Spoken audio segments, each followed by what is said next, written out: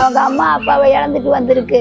நீ பேசாதம்மா, நீ பேசக்கூடாது, வாயே திறக்காதம்மா, நீ என்னை பயமேற்றி வச்சுட்டேன் சார். நான் எதுவுமே பேச மாட்டேன். எனக்கு கூலி வேலை செஞ்சேன் சார், எனக்கு சாப்பாடு. நான் அவனை நம்பிதான் நான் இருந்தேன் சார். அவனை நம்பிதான் நான் இருந்தேன். எனக்கு இப்படி ஆபத்து வந்துருச்சு, நான் யாருக்கிட்ட சொல்ல? 10 மாதம் பெற்று வளர்த்துனா அந்த பையன் தஞ்சம் வேணுனாக்கா வீடு இல்லை, தோட்டம் இல்லை, துறவு இல்லை, எதுவுமே இல்லை சார். நான் பார்த்துக்கிறேம்மா, நீ பழையப்படாது அப்படின்னு சொல்லுவேன். சொல்லிட்டு கொஞ்ச நேரம் 5 நிமிஷம் கூட இல்லையே, சரி அந்த பையன் இருக்கா இல்லை என்னன்னாட்டு நான் தைரியமா இருந்தேன். எனக்கு இப்படி ஆபத்து வரக்கூடாது சார். சமுதாயம் மாதிரி வந்திருக்க, ரொம்ப கஷ்டப்படுற குடும்பம். என் மையன் இப்போ தான் ஒரு ஸ்டெடிக்கு வந்திருக்கான். நீ கொஞ்ச நாள் ஆகிடுமா, அப்புறம் சால்வ் ஆகிட்டு பேசிக்கலாமான்னு சொன்னேன். அந்த பிள்ளை காலில் வந்துட்டு, இல்லை மாமா நான் போனால் என்னை வெட்டி கொண்டு விடுவாங்க, எங்கள் வீட்டில் யாருமே இல்லை, இந்த பொண்ணு மட்டும் இருந்துருக்கு, இந்த சாணி கொட்டையும் இந்த வீடு தான் உனக்கு பிடிச்சிருக்கா அப்படின்னு கேட்டுருக்காரு. மிரட்டிட்டு போயிருக்காரு. அது அந்த பிள்ளை என்கிட்ட சொல்லலை. அதுக்கப்புறம் மறுபடியும் இவரோட வந்திருக்காரு. பார்த்தவங்க சொன்னாங்க, அருவாளோட பைக்கில் வந்தார். இவனை பார்த்து அங்கே வெட்டி சீக்கிரம் வந்தார். அப்புறம் பக்கத்தில் வீட்டில் சொல்லிட்டு போயிருக்காரு. அவனை எங்க பார்த்தா வெட்டா விட மாட்டேங்க. என் மகனை உலகத்திலேயே நடக்க முடியாத வன்கொலை பண்ணிட்டாங்க. வேலைக்கு போய் பால் பீச்சை போனா பிள்ளைய கொடூரமா வெட்டி கொன்னுட்டாங்க.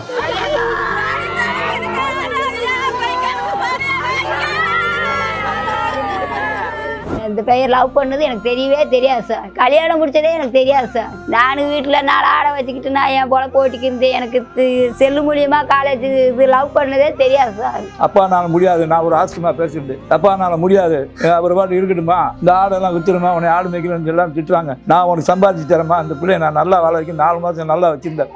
இந்த பிள்ளைக்கு எந்த குறையும் கிடையாது, நல்லா தான் வச்சிருந்தா. அப்படி அதுங்கள அடுத்தடுத்தவங்க இந்த மாதிரி பிரச்சனை பண்ணி என் மகனை பழி வாங்கிட்டாங்க. சத்தியமா சொல்றேன், எங்க பிள்ளைக்கு நடந்த கொடுமை வேற யாருக்கும் நடக்க வேணாம். ராமச்சந்திரன் எதுவுமே என்னை பேச விட மாட்டேன் சார். நான் என் பிள்ளை எங்கள் அம்மா அவங்க அம்மா வேணாம், அவங்க அப்பா வேணாம் அப்படின்னு சொல்லி வந்துச்சு சார். நீ எதுவுமே பேசாதம்மா, என்னை நம்பி வந்துச்சு, நீ எதுவுமே பேசாதம்மான்னு சொல்லுவேன். அப்படி நான் பேச மாட்டேன் சார். என் பிள்ளை ஏதாவது ஒன்று ஆயிருமுட்டு நான் பேச மாட்டேன் சார். என் பிள்ளை நீ பேசுனீன்னா அவங்க அம்மா அப்பாவை இழந்துட்டு வந்திருக்கு, நீ பேசாதம்மா, நீ பேசக்கூடாது, வாயே திறக்காதம்மா, நீ என்னை பயமேற்றி வச்சுட்டேன் சார். நான் எதுவுமே பேச மாட்டேன். அந்த பிள்ளை சௌகரியத்தையும் படுத்து எந்திரிக்கும், நான் எதுவுமே சொல்ல மாட்டேன் சார். எனக்கு கூலி வேலை செஞ்சேன் சார், எனக்கு சாப்பாடு. நான் அவனை நம்பிதான் நான் இருந்தேன் சார்.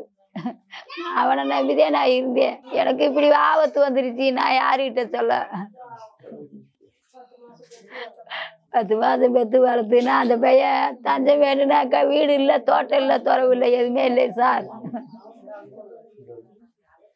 நான் படிக்க வச்சு தஞ்சம் விட்டு அந்த பையன்தான் தஞ்சம் விட்டு நான் இருந்தேன். என் புருஷன் உடம்பு சரியில்லாத சார். எனக்கு 3 பிள்ளைய. ராமச்சந்திரன் மகன் 3வது பையன், 2 பொம்பளை பிள்ளை. அந்த பையனை நம்பிதான் நான் குடும்பமே இருக்கேன்.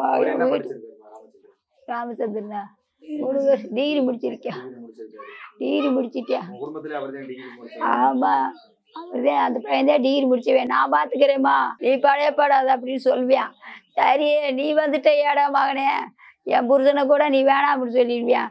நான் பாத்துக்கிறேம்மா அப்படின்னு சொல்லுவேன். சொல்லிட்டு கொஞ்ச நேரம் 5 நிமிஷம் கூட இல்லையே, சொல்லிட்டு நான் பாத்துக்கிறேம்மா, நீ கவலைப்படாத அப்படின்னு சொல்லுவேன். என் குடும்பத்துல யாரு கூட இல்லை, அந்த பையன் நான் பாத்துக்கிறேன் அப்படின்னு சொல்லுவேன். சரி அந்த பையன் இருக்கா இல்லை என்னன்னாட்டு நான் தைரியமா இருந்தேன். எனக்கு இப்படி ஆபத்து வரக்கூடாது சார். எனக்கு என் மருமையன் சொன்னா அப்படி. என் மருமையை எத்தே கண்டமா வெட்டி போட்டு போயிட்டாங்க தே அப்படின்னு போன் எடுத்ததுன்னு சொன்னேன். கண்டமா கிடக்குத்தே, நெத்த வடிச்சு உயிரே போயிடுச்சு, அங்கனையே போயிடுச்சு அப்படின்னு நான் கத்துனா. அப்படி போன்ல கத்துனா. அப்படியே நான் கத்தினேன், ஐயோ என் பிள்ளை போச்சே அப்படின்னு கத்துனேன். நான் நேரில் போய் அங்கே போய் பார்க்கல. கொல்லத்தொலை நான் இங்கே இருந்தேன், அவங்க கொல்லத்தொலையில கொலை பண்ணினது நேரில் போய் பார்க்கல. திரும்பி நான் மறுநாள் கூட போய் பார்க்கல. அங்கே தூக்கிட்டு போயிட்டாங்கன்னு சொல்லிட்டாங்க, திண்டுக்கலுக்கு தூக்கி போயிட்டாங்க, நீ என்னத்தை போய் பார்க்க பாருங்கன்னு சொல்லிட்டாங்க. நான் போகவே இல்லை. இப்போ காலையிலே போனேன் சார், காலையிலே போனேன். அந்த பையன் என் மக வீட்டில் இருந்தா. அப்படி செல்லு மூலியமா லவ் பண்ணிக்கிட்டாங்க சார். செல்லு மூலியமா லவ் பண்ணிக்கிட்டாங்க. எனக்கு தெரியவே தெரியாது சார். இந்த பையன் லவ் பண்ணது எனக்கு தெரியவே தெரியாது சார். கல்யாணம் முடிச்சதே எனக்கு தெரியாது சார். என்கிட்ட ஒரு வார்த்தை கூட சொல்லலை, எனக்கு தெரியவே தெரியாது சார். எங்கள் வீட்டுக்கார் உடம்பு சரியில்லாத ஆளு. நானும் வீட்டில் 4 ஆடை வச்சுக்கிட்டு நான் என் போல போட்டிக்கு இருந்தேன். எனக்கு செல்லு மூலியமா காலேஜ் இது லவ் பண்ணதே தெரியாது சார். எனக்கு தெரியவே தெரியாது. இந்த பையன் கல்யாணம் முடிச்சு கூட 10 நாள் திண்டுக்கல் தேவை இருந்து போனே எனக்கு தெரியவே தெரியாது. கல்யாணம் முடிஞ்ச விஷயம்லாம் உங்களுக்கு தெரியுமா? எனக்கு தெரியாது சார். என்கிட்ட சொல்லவே இல்லை. அது எப்ப தெரியும் அவர் கல்யாணம் முடிச்சாரு உங்களுக்கு? கல்யாணம் முடிச்சுட்டு நைட்டு முடிச்சுட்டு திண்டுக்கல்ல இருந்திருக்காங்க. நான் நைட்டு இது ஒரு 3 மணிக்கு தான் தெரியும். மறுநாள் 3 மணிக்கு தான் தெரியும் சார். உங்களுக்கு யார் தவிர கல்யாணம் முடிச்ச தகவல் சொன்னது? என் மக உன் மகன் செஞ்ச நியாயத்தை பார்த்தேம்மான்னு ஃபோனில் சொல்லிச்சு. என் மக சொல்லிச்சு, எனக்கு தெரியாதுமா அப்படின்னு நான் சொல்லி அழுதுட்டு நான் இருந்துக்கிட்டேன். இந்த பையன் 10 நாள் திண்டுக்கல்ல இருந்தேன். அதோட என் பிள்ளைய ஒப்படைக்கணும்னு சொல்லிட்டு அவங்க வீட்டுக்காரவங்க என் பிள்ளைய கொண்டு வந்து ஒப்படைக்கணும் அப்படின்னு சொல்லி ஃபோன் போட்டுருக்காங்க. உன் பிள்ளைய நாங்கள் ராத்திரிக்குள்ளே 6 மணிக்குள்ளே ஒப்படைக்கிறோம்னு. இந்த பையன் வரவே இல்லை, ஃபோனு எடுக்கவும் இல்லை. இந்த பிள்ளை சொல்லியிருக்கு, சார் நான் ஒன்றா ஃபோன் எடுக்க மாட்டேன்றியா, உனக்கு காலையில் 6 மணிக்கு ஒப்படைச்சிடுறோம்னு சொன்னா. அப்படி அதே மாதிரி இந்த பையன் 10 மணிக்கு வந்திருக்கான் போலீஸ் ஸ்டேஷனுக்கு. 10 மணிக்கு வந்து விசாரணை பண்ணியிருக்கிறாங்க. நான் அதுக்கெல்லாம் எதுக்குமே நான் போகலை சார். எனக்கு தெரியவே தெரியாது. என்னுடைய பேர் செல்வம். நான் வந்து ராமநாயக்கன்பட்டி, திண்டுக்கல் மாவட்டம் விராலிப்பட்டி ஊராட்சி ஒன்றியத்தை சேர்ந்த ராமநாயக்கன்பட்டின்ற ஊரில் வசிக்கிறேன். எனக்கு 3 பிள்ளைங்க. 3 பிள்ளையில் 2 பொம்பளை பிள்ளை, ஒரு பையன்.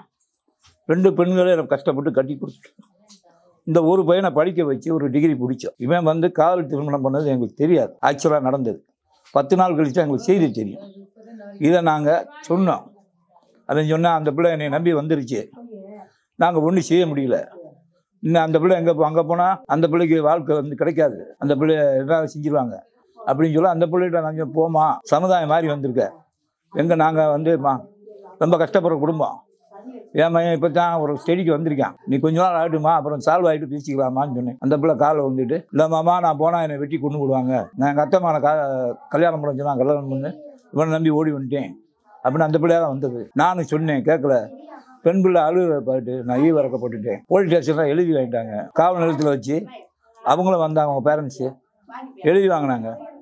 இந்த மாதிரி அவங்க அண்ணன் தான் வந்தார், இந்த பிள்ளை கூட பிறந்த அண்ணன். நானும் அதை கூட பார்க்கல, நான் ஹாஸ்பிட்டலில் பெட்டில் இருந்தேன், எனக்கு தெரியாது அது நடந்து கூட. அப்போ அவர் சொல்லியிருக்காரு, இந்த பிள்ளைக்கு எங்கள் குடும்பத்துக்கு எந்த சம்மந்தம் எங்கள் அம்மா அப்பா சொல்லிட்டாங்க, எழுதி கொடுங்கன்னு ஸ்டேட்மெண்ட் வாங்கிட்டு போயிட்டார். எங்களுக்கு ஒரு ஸ்டேட்மெண்ட் கொடுத்துட்டாங்க. அதுக்கப்புறம் கொஞ்ச நாள் கழிச்சு அவங்க அப்பா 2 இடம் இங்கே வந்திருக்கா, அவர் நான் மூஞ்சை கூட பார்த்ததில்லை. அப்போ ஒரு இடம் வந்து வீட்டுக்குள்ளே வந்திருக்காரு செருப்பு காலோட. எங்கள் வீட்டில் யாருமே இல்லை, இந்த பொண்ணு மட்டும் இருந்துருக்கு. இந்த சாணி கொட்டையும் இந்த வீடு தான் உனக்கு பிடிச்சிருக்கா அப்படின்னு கேட்டிருக்காரு, மிரட்டிட்டு போயிருக்காரு. அது அந்த பிள்ளை என்கிட்ட சொல்லலை. அதுக்கப்புறம் மறுபடியும் இவரோட வந்திருக்காரு. பார்த்தவங்க சொன்னாங்க, அருவாளோட பைக்கில் வந்தார். இவனை பார்த்து அங்கே வெட்டி சீக்கிரம்னு வந்தார். அப்புறம் பக்கத்தில் வீட்டில் சொல்லிட்டு போயிருக்காரு, அவனை எங்கே பார்த்தா வெட்டா விட மாட்டேன்னு. நான் சொன்னேன், அதை அப்படியே போலீஸ் ஸ்டேஷன் போய் சொல்லுங்கண்ணே. இவங்க என்ன சொன்னாங்க, 4 நாள் சரியாயிடும் அப்படின்னு சொன்னாங்க. நாங்கள் உடனே கொஞ்ச நாள் அவங்க மனசு சரியில்லை, பெற்றவங்க பிள்ளைய இழந்தவங்க மனவேதனை ஏதாவது செய்வாங்க, நீ வெளியூரில் போய் கூட 1 வருஷம் இருடான்னு சொன்னேன். என் கேட்க மாட்டேன்ட்டேன் என் பேச்சை, அதெல்லாம் சால்வ் ஆகிடுவாங்க அப்படின்னு சொல்லி அதே பக்கம் அவங்க ஊர் பக்கத்துலேயே பால் பிச்சை போகிறேன். மறுநாள் பால் பிச்சை போகிறத பார்த்து அவங்க நோட் பண்ணி என் மகனை உலகத்திலே நடக்க முடியாத வன்கொலை பண்ணிட்டாங்க. வேலைக்கு போய் பால் பிச்சை போனால் பிள்ளைய கொடூரமாக வெட்டி கொண்டுட்டாங்க. அதுக்கு தக்க நடவடிக்கை நம்ம ஐயா மாவட்ட ஆட்சித்தலைவர் ஐயாவும், மாவட்ட சூப்பரண்ட் எஸ்பி ஐயாவும் மற்றும் நம்ம முதல்வர் ஐயா கலப்பு திறமைக்கு ஆதரித்த எங்கள் தமிழக முதல்வர் ஐயா அவர்கள் கருணை கூர்ந்து பார்த்து எங்களோட குடும்பத்துக்கு வாழ்வாதாரம் கொடுங்க, எங்களுக்கு பாதுகாப்பு கொடுங்க.